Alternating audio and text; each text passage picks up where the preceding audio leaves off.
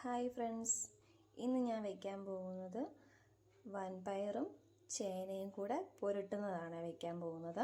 അപ്പോൾ ആവശ്യത്തിനുള്ള വൻപയർ എടുത്തിട്ടുണ്ട്.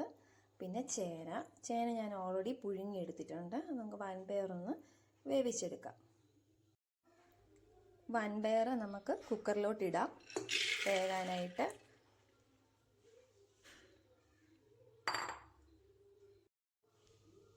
വൻപയർ വേകാൻ ആവശ്യമായിട്ടുള്ള വെള്ളം ഒഴിച്ചു കൊടുക്കുക.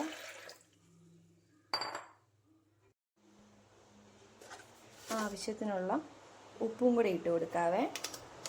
ഇനി നമുക്കിത് കുക്കറിൽ വെച്ചൊന്ന് വേവിച്ച്. നമ്മുടെ വൻപയറും ചേനയും പുരട്ടുന്നതിന് ആവശ്യമായിട്ടുള്ള സാധനങ്ങളൊക്കെ എടുത്ത് വെച്ചിട്ടുണ്ട്. അതെന്തൊക്കെയാണെന്ന് നോക്കാം. കുറച്ച് തേങ്ങാപ്പീര, ഒരു 3 പച്ചമുളക് കട്ട് ചെയ്തത്, ഒരു 4 അല്ലി വെളുത്തുള്ളി, കുറച്ച് മഞ്ഞൾപ്പൊടി, കുറച്ച് ജീരകപ്പൊടി, ഇത്രയാണ് എടുത്തേക്കുന്നത്. ഇതെല്ലാം കൂടെ നമുക്ക് ഒന്ന് കറിക്കുള്ള അരപ്പ് റെഡി ആയിട്ടുണ്ട്.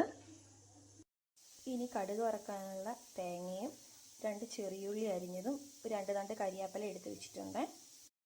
നമ്മുടെ ചേനയും വൻപയറും നല്ലോണം വെന്തിട്ടുണ്ട്. കുക്കറിൽ നിന്ന് ഞാൻ ചീൻചട്ടിയിലോട്ടൊക്കെ മാറ്റി നമുക്കതിലേക്ക് തയ്യാറാക്കി വെച്ചേക്കുന്ന അരപ്പ് ഒഴിച്ചു കൊടുക്കാം.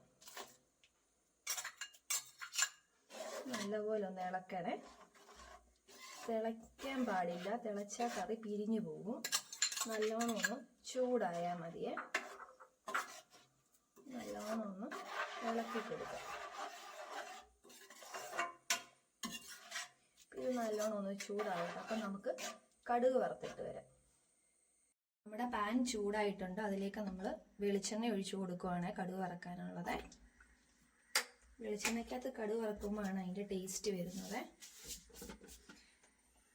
വെളിച്ചെണ്ണ ചൂടായിട്ടുണ്ട്. നമുക്കതിലേക്ക് കടുക് ഇട്ട് കൊടുക്കാം.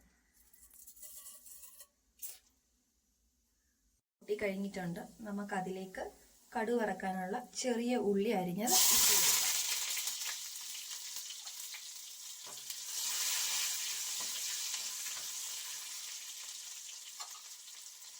കൂടെ കരിവേപ്പിലെ കുറച്ച് തേങ്ങാപ്പീരയുണ്ട്. തേങ്ങാപ്പീര കടുക് വറുത്ത് ചേർക്കുന്നത് നല്ല ടേസ്റ്റാണ്.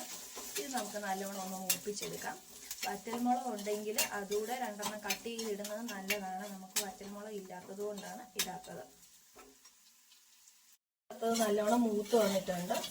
നമുക്കിനി ഇത് കറിയിലേക്ക് ഒഴിച്ചു കൊടുക്കാം.